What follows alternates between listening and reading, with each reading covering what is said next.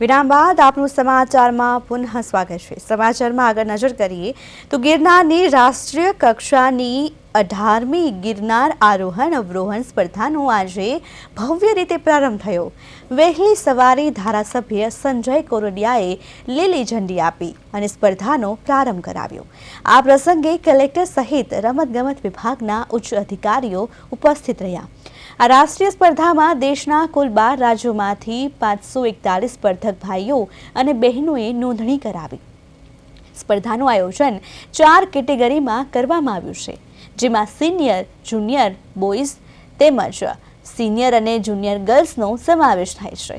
ભાઈઓ માટે અંબાજી મંદિર સુધીના અંદાજે 5500 પગથિયા અને બહેનો માટે માળી પરબ સુધીના 2200 પગથિયા ચડી ફરી નીચે ઉતરવાનું હોય છે। બહારના રાજ્યોમાંથી આવેલા સ્પર્ધકોમાં અનેરો ઉત્સાહ જોવા મળ્યો છે। ગિરનાર પર કરાયેલા વ્યવસ્થાઓથી સ્પર્ધકોએ સંતોષ વ્યક્ત કર્યો છે।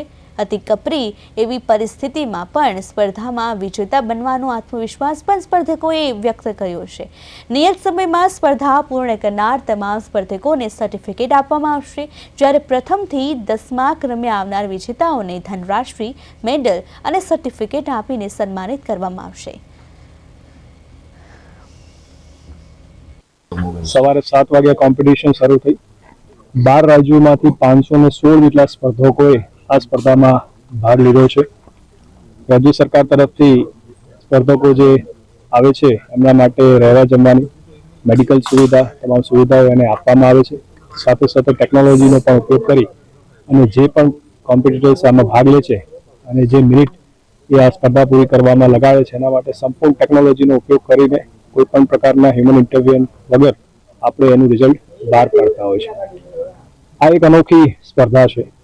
કમિશનર શ્રી યુવક સેવા અને સાંસ્કૃતિક પ્રવૃત્તિઓની કચેરી ગાંધીનગર, જિલ્લા વહીવટી તંત્ર જૂનાગઢ આયોજિત 18મી અખિલ ભારત ગિરનાર આરોહણ અવરોહણ સ્પર્ધાનું આજરોજ ભવનાથ તળેટી ખાતે આયોજન કરવામાં આવેલું છે।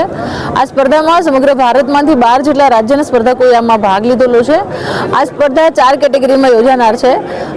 ભાઈઓ સિનિયર અને જુનિયર કેટેગરી તેમજ બહેનો સિનિયર અને જુનિયર કેટેગરી। ભાઈઓની સ્પર્ધા છે એ 5500 પગથિયાની રહેશે, જ્યારે બહેનોની સ્पर्धा है 2200 पगथियानी रहसे।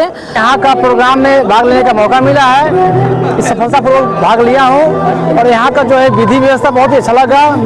हमारे सेफ्टी के लिए प्रशासन टीम भी है, मेडिकल टीम भी है और यहाँ प्रोग्राम करने के सारे सदस्य बहुत अच्छे हैं, सपोर्ट कर रहे हैं। हमें तैयारी करके आया हूँ कि यहाँ का सफलता जीत के जाऊँगा और यह मुकाम तो सफलतापूर्वक हासिल करना चाहता हूँ। ये मेरा फर्स्ट टाइम नहीं, सेकंड टाइम है। पिछले बार तो थोड़ा ज़्यादा प्रैक्टिस नहीं करके आया था, इस वजह से पीछे रह गया था, लेकिन इस बार अच्छे तैयारी के साथ आया हूँ। उम्मीद है कि इस बार बेहतर लगा पिछली बार से। और यहाँ की व्यवस्था के बारे में तो बहुत अच्छा लगा, खास करके प्लेयरों के बारे में सम्मान मिला है, बहुत ही अच्छा लगा।